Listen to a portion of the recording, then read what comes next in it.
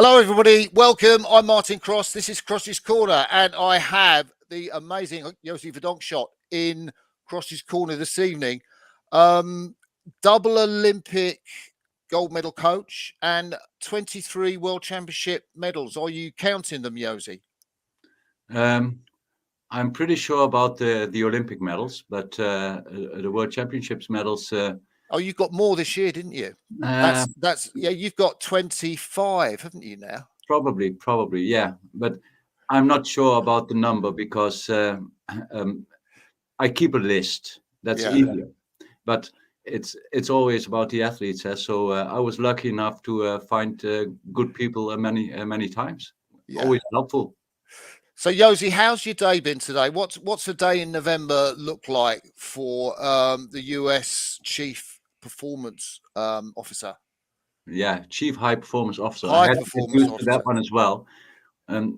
But it seems that they wanted something new, so they also invented a new title. But more or less, I consider myself to be either head coach or technical director, whatever you can make of it, or maybe a combination of the two. But what does my day look like? Well, I arrive at Mercer, the Princeton Boathouse, at 7, and I'm a bit lazy in this time of year, so I didn't go out. There was about 30 athletes on the water, mainly women, some guys, men in pairs, because everybody's preparing for speed orders, which is not really part of selection, but it's a good way to show themselves. So watch some rowing this morning, and then the boring life of the other part of my job, which means that I've got some meetings.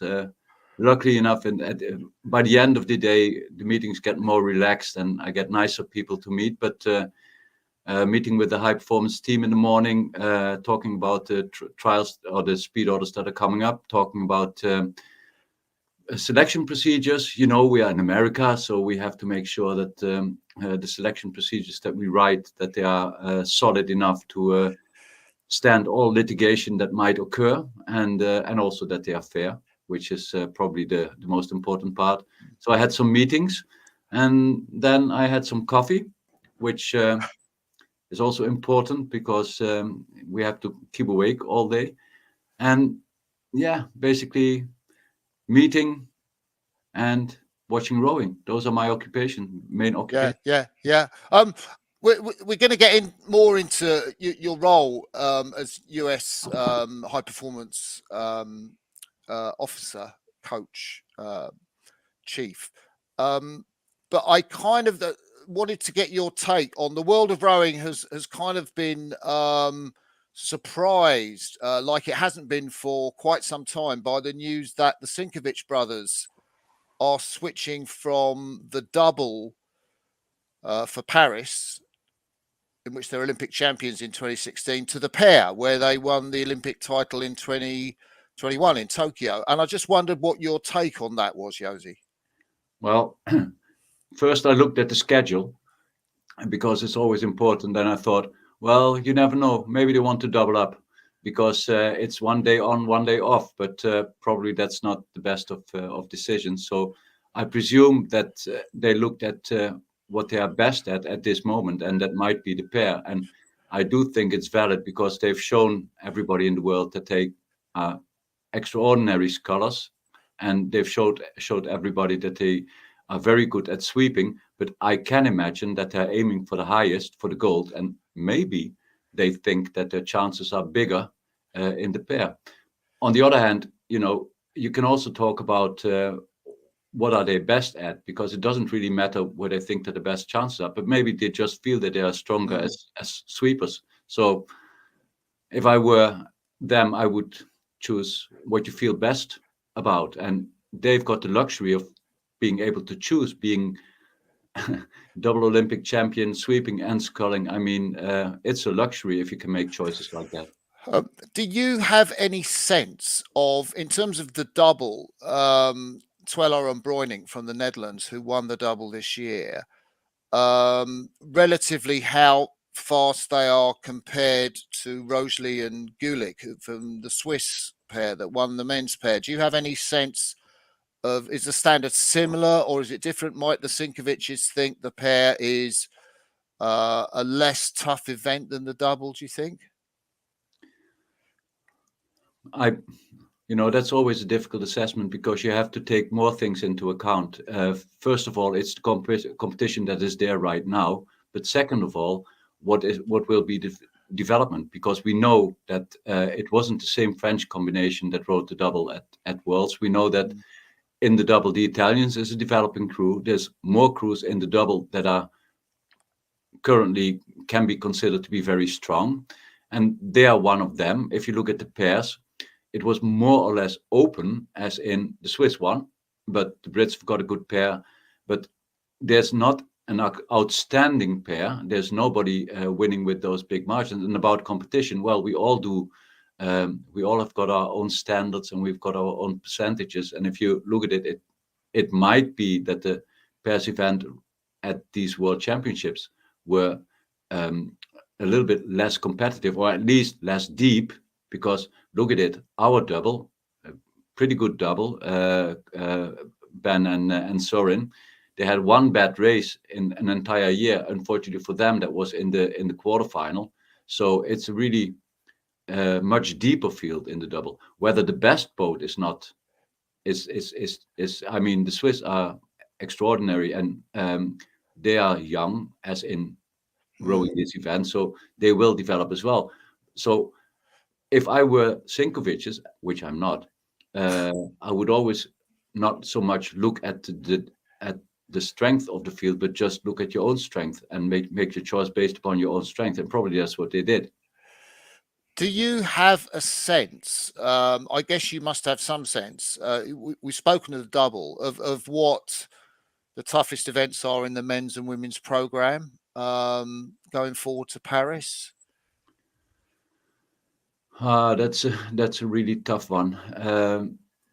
Obviously, you have to start with light doubles, because if you talk about tough events, we cannot ignore the fact that margins for the light doubles will be close as ever, especially because many consider it to be the last possibility to win a medal there. But if you look at it broadly, I think that competition in the men's double is a really high level and also deep.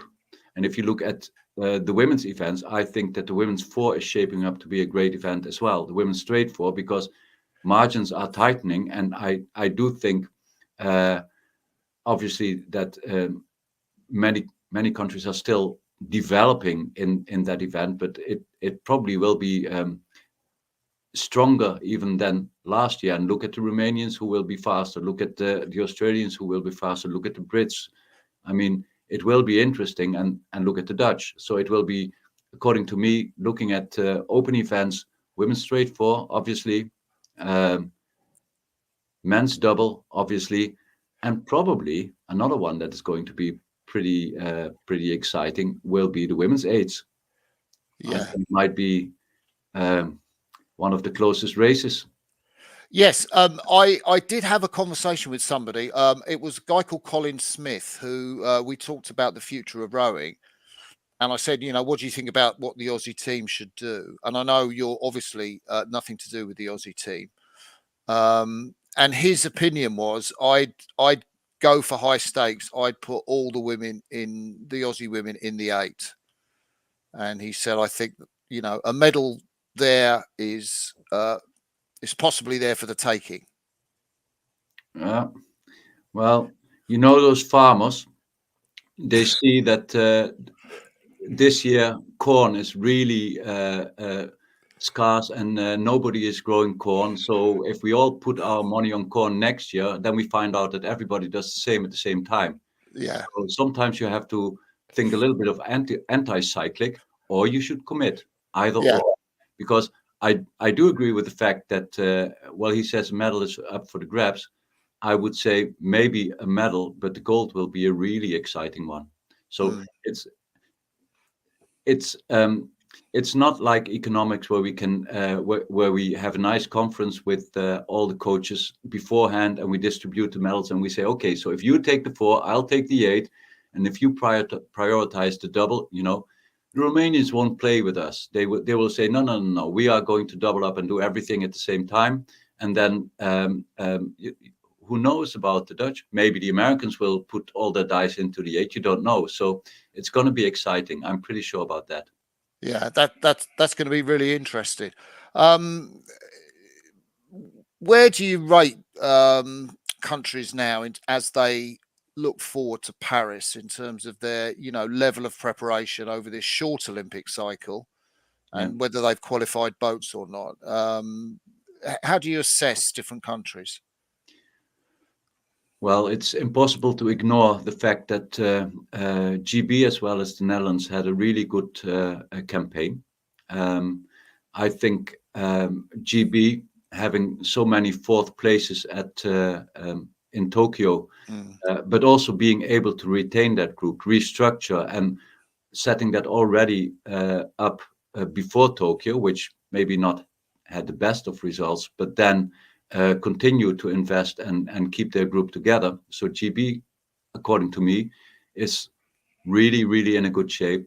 The Dutch, they were able to retain almost everybody, and already with pretty successful, probably the most successful Olympics ever in Tokyo. So they're set up for another best in Paris. And if you look at it, then also Romania, they qualified most boats of everybody. Yeah. But they will always, so they are really looking for where they can medal and which people they should use for that. So they will look at their doubling up scenarios, which might be the future of rowing, but most people don't do it right now. So I don't think it's bad to invest. It might be if we get a championship like Tokyo with postponements, with race schedule changes, that you run into some trouble like the Australians did with the women's pair. But in the end, I do think the Romanians have a really solid group, men as well as women. So I would say that those three, for me, were the most the best prepared groups, looking at it from where they stand or where they have to go to Paris. Yeah. I would put us somewhere in the second group, but still not too far off, but not as many really shots at a solid goal. If you look at the Dutch at the men's squad, if you look at the Brits with the men's 8, if you look at the Romanians with the women's double, they've got some solid crews that probably will deliver, and and that will be they will take the three of those countries will take a big share of the gold medal haul. That's for sure for me. Can I ask you, just from a personal perspective, how it is for you to see the Netherlands success, because you were so closely involved with the Netherlands for so many years, and then you've obviously decided to come to America. How do you look upon their results and success now? Yeah, well, that's a good question, because from my perspective, on one hand, we had conversations after Tokyo, and the technical director Hassel, he said, we want to look ahead, we want to look forward, and you're getting near your retirement age, so maybe we should look at restructuring already now. And I might not have agreed with him, but I do think it's a valid way of reasoning. However, for me as a person, I thought that it wouldn't be the best position for me. So on one hand, I think they took a good decision. And there's no other hand. On one hand, it's a good decision. For me personally, it meant that I was going to that I wanted to find a different challenge that would give me kind of the feeling that I'm doing something that builds, bring legacy, etc. I didn't want to just go go one more time and then have a nice Olympics. I wanted to build and continue to build. So for both parties, it was good. And looking at the athletes, I'm thrilled. I'm really. Ah, I mean, I will not say it's my success, but I can tell you, it is my heart. really? Yeah, come on. If you look at what we built, do you remember when we were in Henley in 2017? And there was Yeah. this, was it 2017? Yeah, there was this young straight four, and you loved the way they rode. Yes. Yeah, well, 2 goals. I mean, it's the pair and the single, and I've got a feeling that we restructured Dutch rowing, and we is the entire team, and I still see that, and I see that they found the right road to bring it to the next level. That is great, but seeing the athletes getting the success that they deserve, for me, it's the best to see, and I can be envious, but why would I? Because I've got the feeling that this is something that was built. It's the same as in Tokyo. You remember the Italian double that won? I Yeah. mean, I felt awful about the race. But on the other hand, those 2 girls that were in that double basically came from my program. And I coached them when they were 15 and 16-year-old.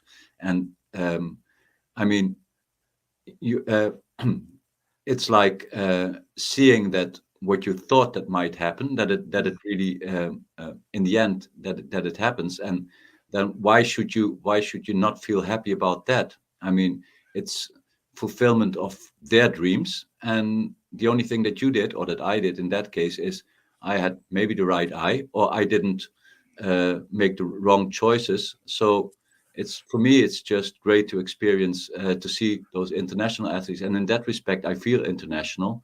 I mean, I've got the same feeling about my American people right now, the boys and the girls, the men and the women. So probably I attach quickly to a new environment, but it doesn't Mm. take away my history. Yeah. Josy, you don't have to answer this question because I realise that there might be implications to it. I just wonder, did any other teams try to snaffle you up before the Americans? So Before you went to America, were you were teams in competition for your services? yes, Ah, so why America? because of the challenge. Ah, yeah. So talk to Look, me about that challenge then. well, first explain about challenge. Yeah. Let's say you go to a system where you've got the feeling that you cannot contribute because it is so rigid, uh, that it'll take you, first of all, too much time to rebuild it, and second of all, there would be much too much opposition against it. That's not a fruitful environment. That's one. Hmm. Then there's the possibility that you would go to a country where actually everything is great, everything is arranged. It's a super system. They have the athletes. They retain everybody. What's the challenge? And now America. I mean, I make jokes about it. Like, I promise you that I'll get at least the same result as Tokyo. But Tokyo was terrible because they could have medaled, maybe one, maybe twice, but Mm. still, that wouldn't have changed the situation. That the system as it is in the United States was not built, and is not built in the way that most other international federations are built, which means there's a huge challenge, but also there was the openness, and there was the eagerness to get something new, or to start to work together. And I mean, I was I thought, well, everybody, and Chris Corso and so many Hmm. people, they told me, don't do it. It's mission impossible. And I thought, you're so right. So that's why I did it. Yeah. Yeah. What's been the toughest thing that you faced in terms of your role so far in the USA? Well, I don't think, I wouldn't call it tough. It's matter of life. First of all, we've got a huge collegiate system. Um, which is a great asset because there's so many people involved in rowing, and there's so many funds available for rowing, and people can row in a uh, very well organized environment, and they can get stipends for their studies, etc. So that is great. However, it's also a world on its own, and not just an American world, but an international world of its own. Yeah. Because if you look at it, from September until May, they are involved in their school, which is normal, but also they are involved in their own competition, which is normal, but they are not available for, let's say, a national program, or for, they can't just pop up at a speed order, or can't just come out for a training session, because obviously the United States is a huge country, but also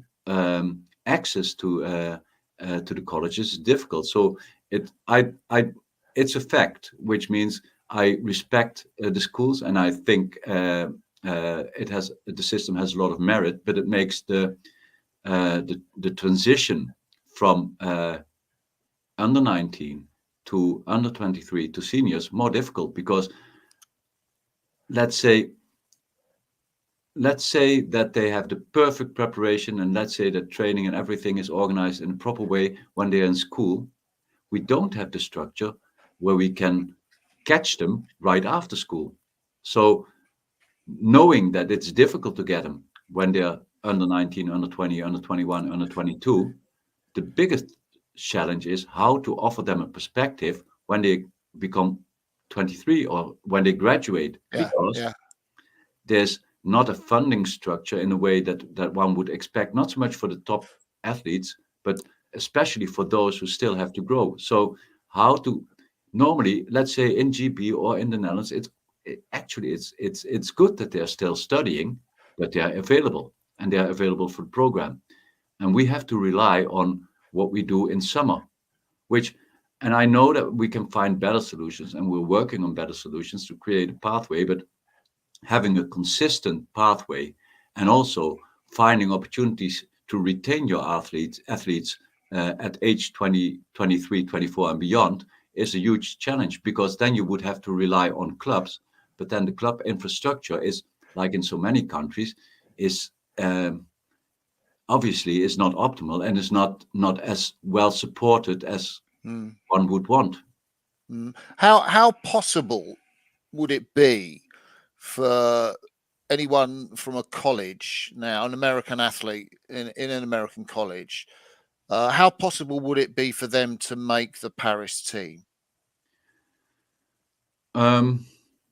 Well, you have to imagine that they are involved in school until IRAs, which is for the men, which is the first weekend of June, or in NCAA's, that's for the women, which is the last weekend in May. So after that, they're fully available. So the answer is not, unless you take a year off from school, which does happen with one or two people who were in the national team last year. So, for instance, Billy Bender is currently studying at Dartmouth. He will take 1 year off from school in order to be able to participate. And so what we try to do in 22 and 23 is open up selection for collegiate athletes right after school, which would be beginning of June. So that's why we prioritized the fours in 23, so we could build a strong four, and then use the eight as a boat where we could bring in collegiate athletes, which in the end happened. So we have Clark Dean from Harvard, who was in the men's eight. Billy Bender was in the pair. And anyway, there were there were guys and girls straight from school who were in the team, but basically they have to make the choice for this year whether they're available, full-time available from February on, which only will be possible if they take off a year from school, which some people do. Yeah. How, please, what was your reaction to the men's four getting that silver medal? Because, and I asked that because, and maybe you could explain briefly that I know you had some significant impact to the fact they were rowing as a four? Well, so first of all, we pre-selected early because of the fact that I wanted to have the best athletes selected early to make more room for an 8. So what we did is we brought together the guys, and what we also did is it's not a club boat. There's 3 guys from CRC. There's 1 guy who is rowing currently in New York, but it is a selection camp boat, and the coach is Casey Galvanic, who is involved in who previously was involved in the juniors program. Because what we wanted to show is what you can achieve with a solid program, and having to wait until June to build a boat is basically internationally probably not the best choice to make. So prioritizing the 4 early, giving the best possible preparation, it's also kind of a template for the other guys, and it's an example of fair selection but also of proper preparation. So the guys made jokes like, hey, what if we would have trained all year like this, which basically actually it's a no-brainer, but from my perspective I felt really, really good about the medal, but actually everything got more or less a little bit more negative at the moment when the men's 8 didn't qualify, because I didn't see that coming, because maybe I saw it coming, or I thought it might have been a risk. I didn't see it coming either, to be fair. Yeah, I had ourselves at 5th place before the Germans. It's always like they pop up in the final minute. It's like soccer. You play for 90 minutes, in the end, the Germans win. Well, anyway, but I shouldn't make bad jokes about that. But we thought that this was the best opportunity to A, show what a solid program does, and B, to make space for young and collegiate athletes to get into the Olympic program at the right time. So before, at the end, so we could retain them and can retain them for the next year. Plans didn't change. We will have a strong 8 next year. So that's going good. But what was very helpful was our 4 with Casey, getting the result, getting the medal, showing people that we're on the right track and that we are getting consistent results, because we had a great World Cup, but we kept it up until the World Championships. Same with the women. We had a good World Cup, but also a good World. So what we did is we showed that we found a kind of a way how to bring in younger people at a later point, focus on the people that we have right now, that we had, let's say, all year available to build solid smaller boats, and then in the Olympic year take 1 step back, look at what we have, and make our choices, because that's what's going to happen now. I mean, now we have to make the choices how to prioritize, where we think that our chances are, where we are best at. It probably also is men's 8.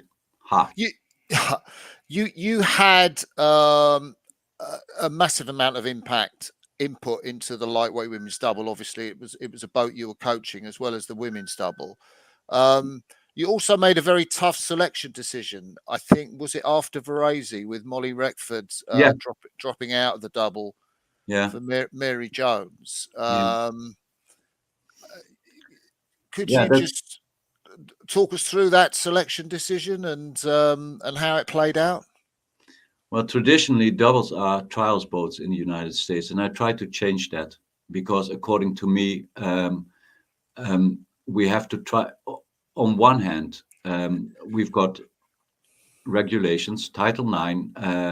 We have to make sure that there's open access to everybody to the Olympics. On the other hand, I think that we have to make sure that we get the best combinations. So looking at the lightweight program, I've spoken with the girls. I've spoken with all the involved girls before, Mary Jones, Molly, Michelle, but also younger girls like Sophia Lewis, who wrote the single at Worlds, Audrey Boersen, who was involved in the World Cup in Varese.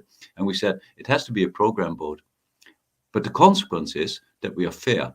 So what we did, we had a selection camp before Varese in Chula Vista. We had 3 weeks of camp, and it was not conclusive, because Mary and Molly were quite comparable in the racing that we did.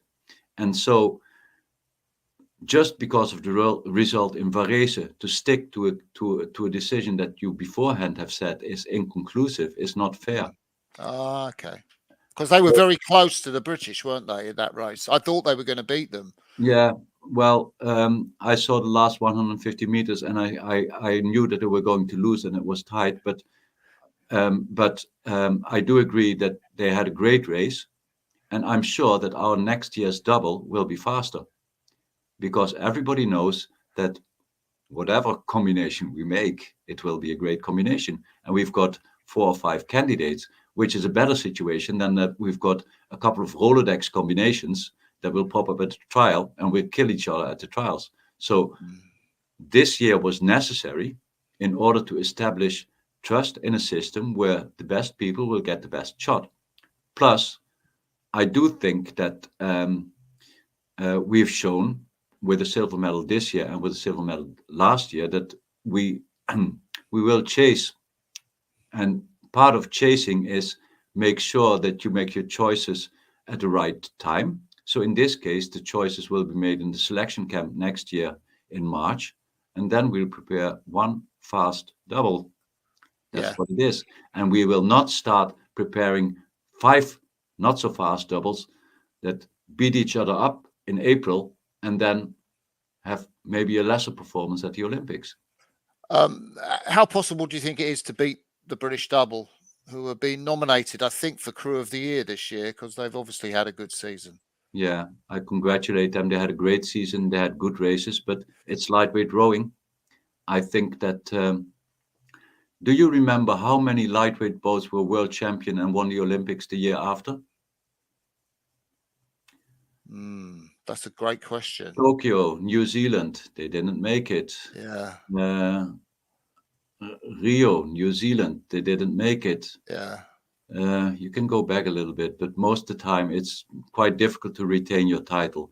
And I'm not into statistics. I think it's every time it's a new race, but it's just because the margins are so close that that anything can happen. And getting back to close margins, that is the one fact we have to acknowledge. The Brits, most races they won with a huge margin, which is not normal for lightweights. So it's up to the rest of the world, including me, to close that gap.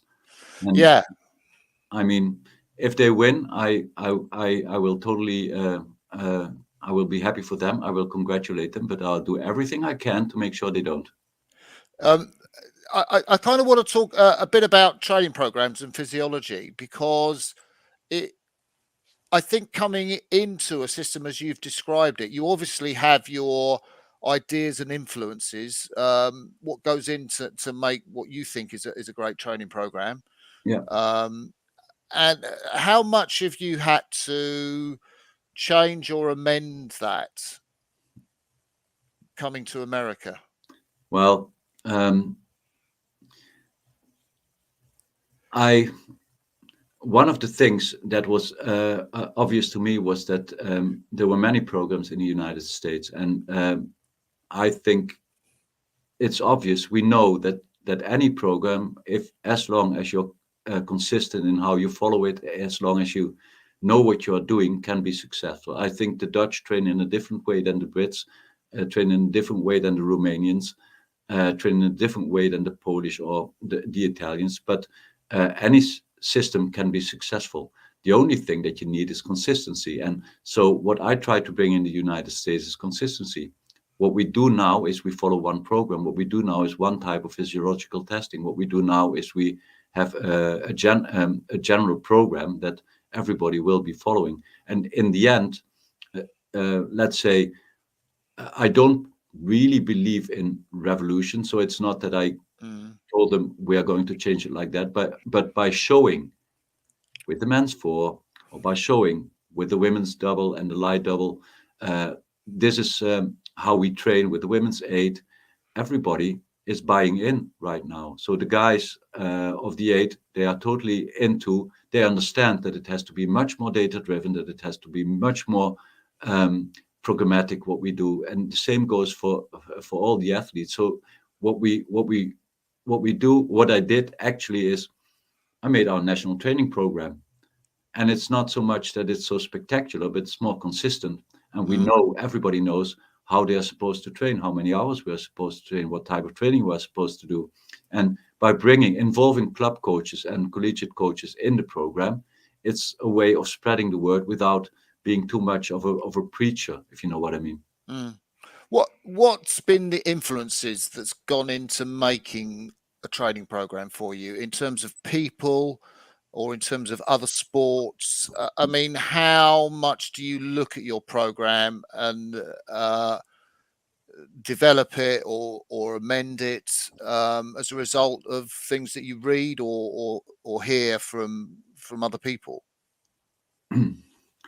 um, if I would describe myself, I think that from a very Thor Nielsen like Okay. program Yeah. in the beginning, I think I've evolved to a somewhat more um, polarized program where we've brought up volume in a way that's probably nothing compared to some countries. But so if I would look at it that way, biggest influences to my program, on one hand, I would say traditionally from learning from Thor Nielsen, from Chris Kozinowski, looking at our German neighbors, finding my own mix Mm.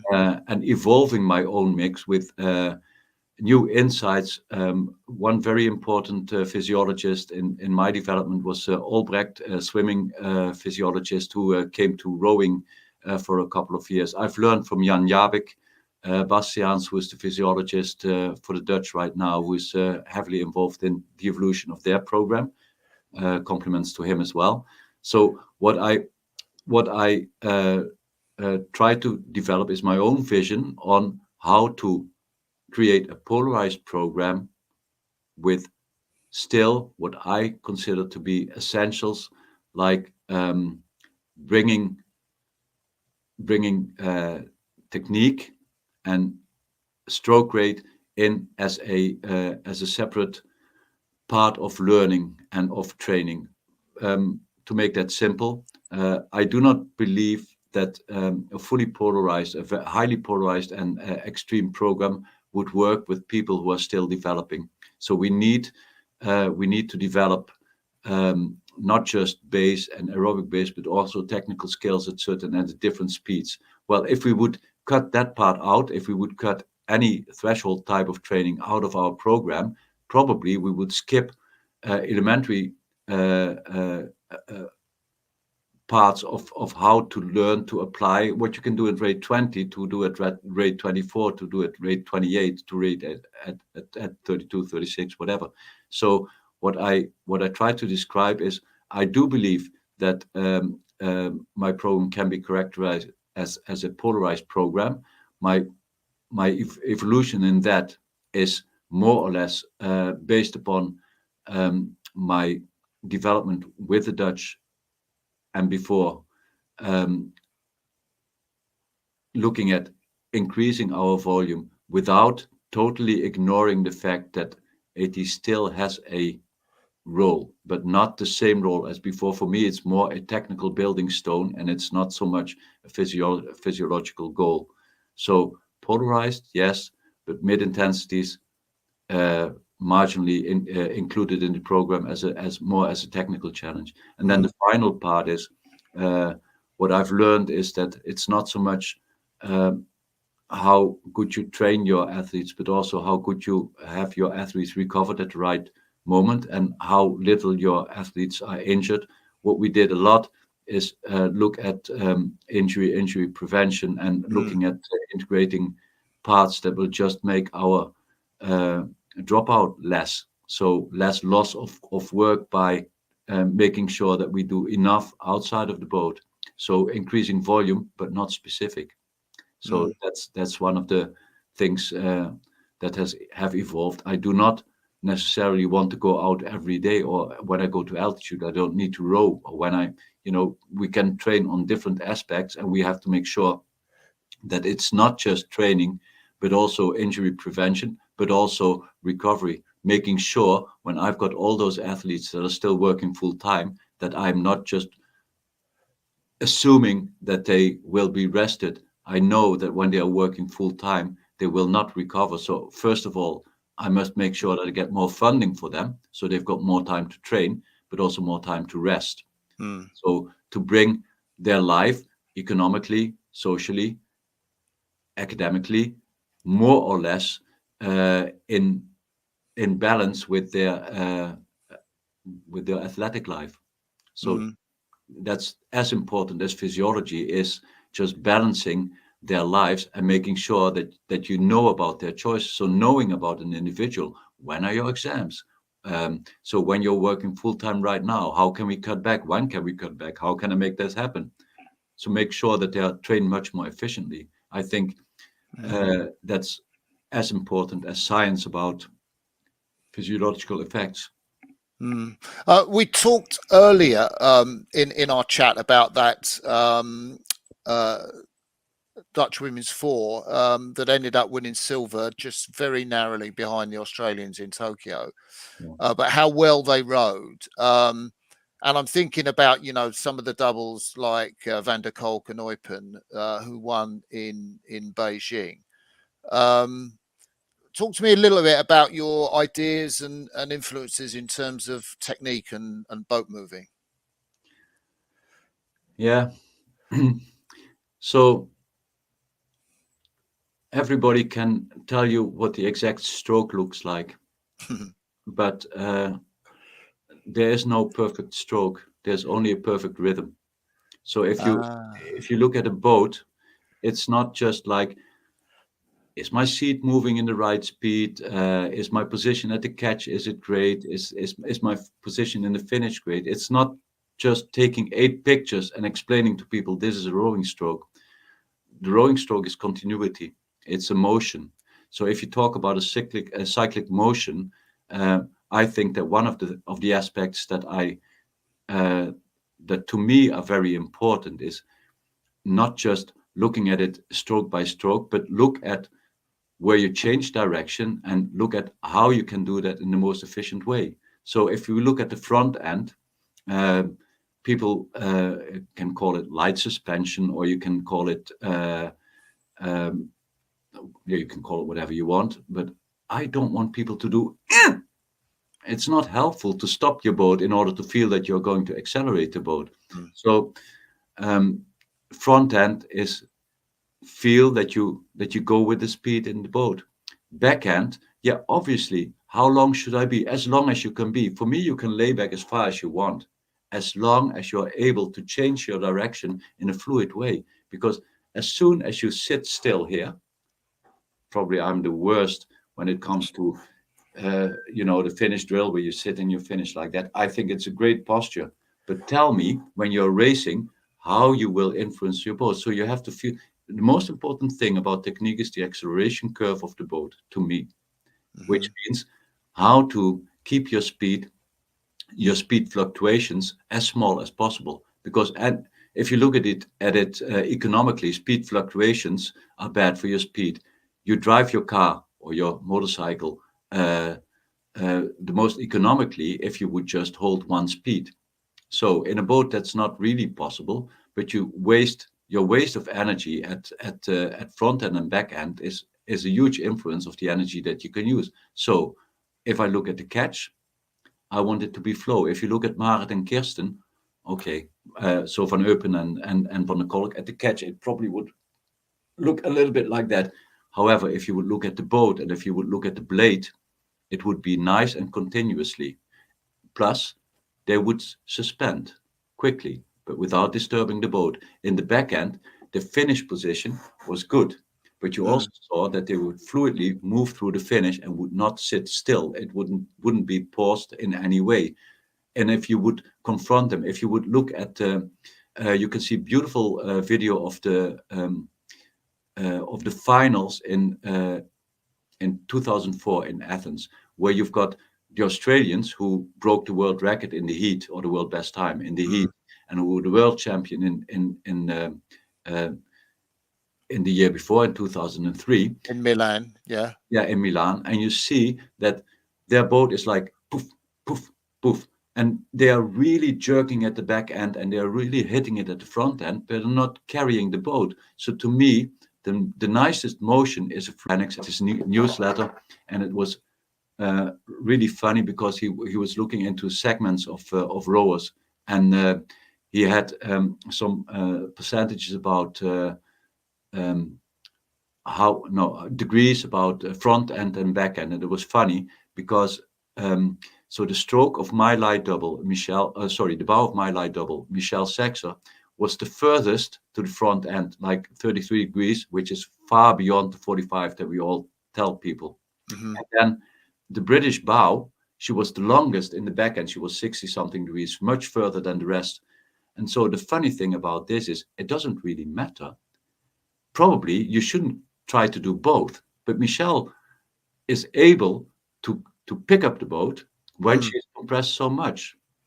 And Emily is able to sustain this her stroke when she's that long in the back end. I mean, it's all about that. Just look at a person. It's not about prescribed angles. It's just about not being too heavy at the catch. How long should you be? As long as you can be, as long as you can move the boat there. How long should you be at the back end? As long as you can be, as long as you can hold the water.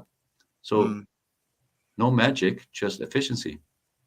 I wanted to talk a bit about your doubles that you coached to Olympic gold. One of the things that interested me, I think, with Kirsten van der Kolk, that she was a mum. Yep. And obviously you had to integrate that in terms of training and so on. How did that work? Because we're seeing now more mothers come back into the sport. People like You Helen say more, but we can't ignore the Romanian girls that became mother and came back in the 90s and early 2000s. But basically, it's getting more internationally accepted, and I think it's part of the philosophy. Why find a new talent every year if you can retain a talent for 8 years? So about Kirsten, we had a great campaign. Athens was a great result. We were at the you got bronze there. Sorry. You got bronze in Athens, it was a great race, and Kirsten a couple of months later told me she was pregnant and that she was become mother, which was great.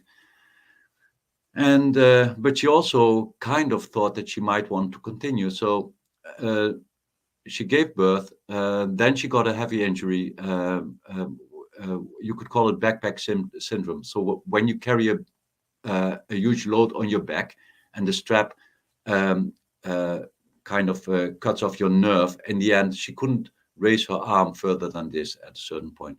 So that was a big setback, but she worked through that. And then we assessed whether it would be possible. We looked at it in 2007.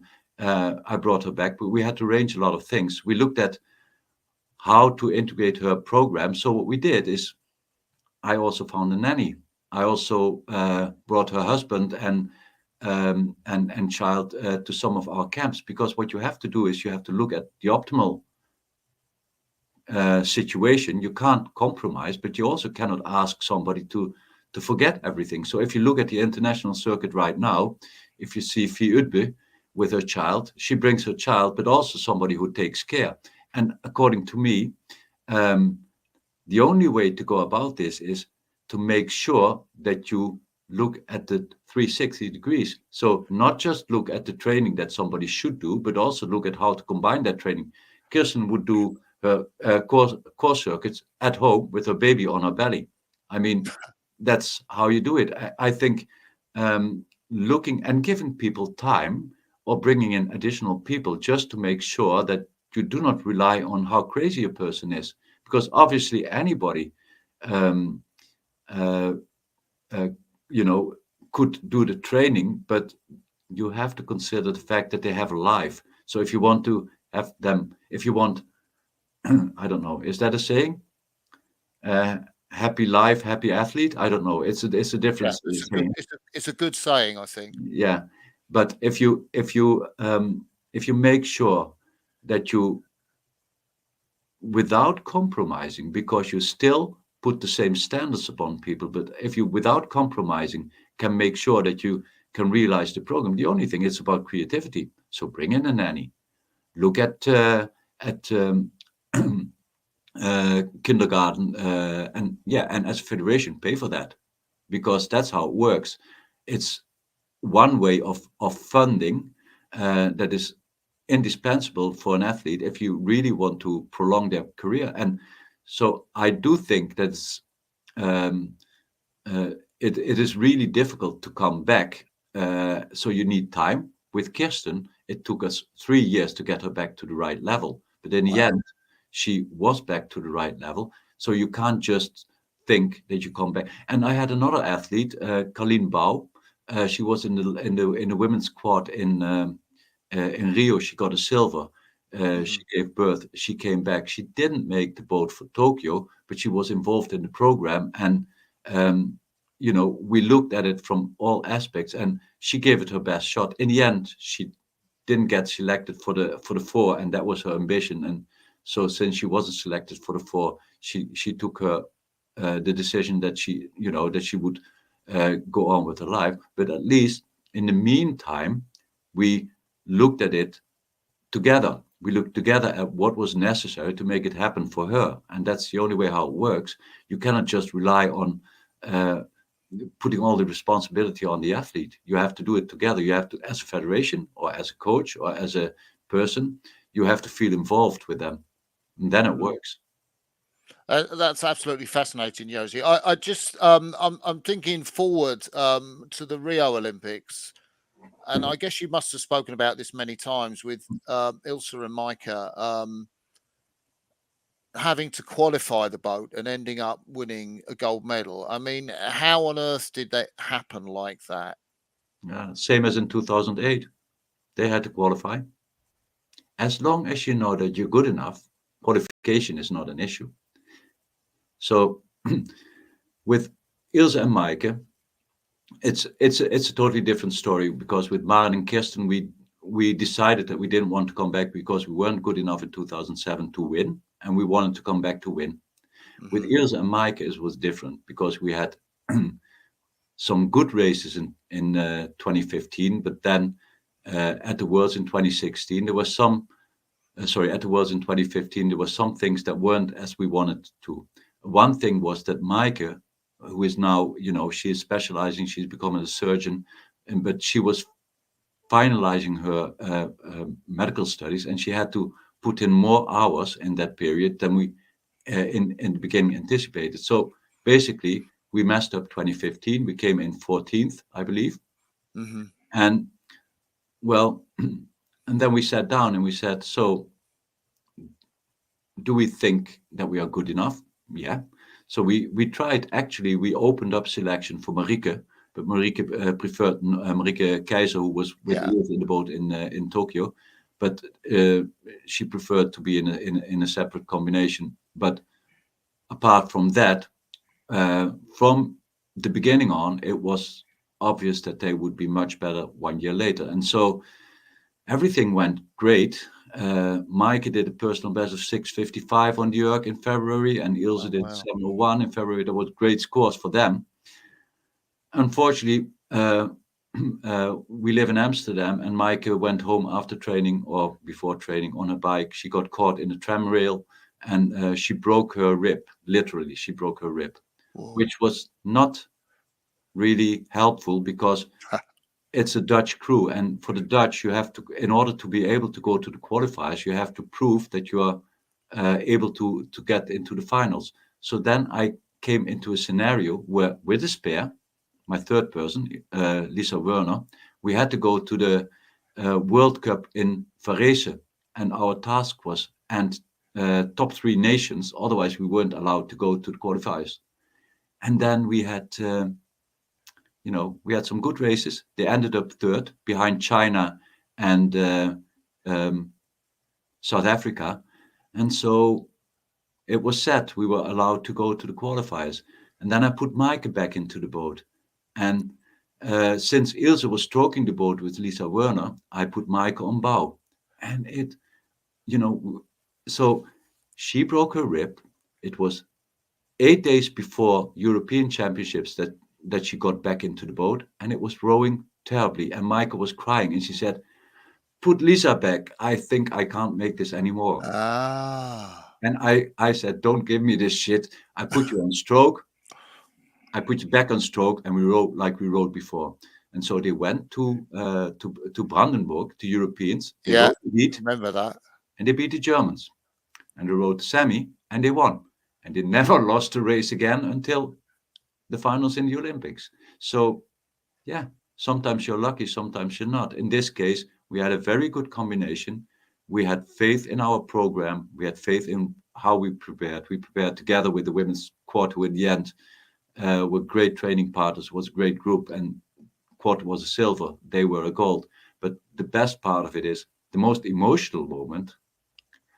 I went through it one time before, so I didn't think too much of the qualifiers. But those girls, it was for them having to go through the qualifiers Yeah. was something very emotional. So for me, one of the nicest images that I still have got somewhere in the back of my memories is the three of them on the podium in Lucerne. That's Yeah. the basic of the story, the three of them. And that's why I think in the US that we need more than two for a great boat. Because if we wouldn't have had Lisa Werner that year, we wouldn't have had an Olympic Yeah. gold. Yeah. That's really interesting, isn't it? Yeah. I was going to ask you about Tokyo because Well, very unfortunately you came down with COVID. that's what they say. How did that impact your crews and their performance or not? Yeah, that's a tough ask. I think in Tokyo we had, um, I really think that we were well prepared, and it was very unfortunate that I tested positive. The Dutch had one flight, a famous flight, where I think 5 or 6 people that were on that flight were positive in the days after, and in the end, I was in contact with, I basically probably in contact with one of those people, and you do all your precautions, but still, I got tested positive, and that was before the semifinals of the light double. It was before the finals of the women's quad, and not just me, but a couple of days later, my right hand Isabel Jacobs, she also Jacobs, tested yeah. positive. So basically, we were there with Titus Wijskede, you know him very Yeah. well. Yes, He I was know coaching Titus. the sweep boats, and Marit, my wife, she was there for the sculling, and our scientist Freek, he was still so there was still a team, and according to me, so the biggest shock was immediately after, and the fact that I went away. But I do think that the athletes cope very well with it. But the biggest shock probably is like the women's quad. They had to race the following morning after both of us disappeared. That's not really Yeah. what you wish for. They didn't have the best of their finals, but it was also choppy water. So from my perspective, I think it's in my philosophy. We explain to them, it's you who has to do it. We can help, but in the end, it's your race. And I think that they coped well with that part. The thing that nobody should underestimate is the biggest problem they had was sleeping and waking up the next morning and every day to have the fear. So we've got those two Yeah. coaches Yeah. Yeah. that were positive. So I think that it's not so much not being there of us that was so important, but it was also mentally nerve-wracking for Mentally. them, Yeah. the That's fear right. that they would test positive any moment. And I think that's one cannot underestimate how much energy that costs.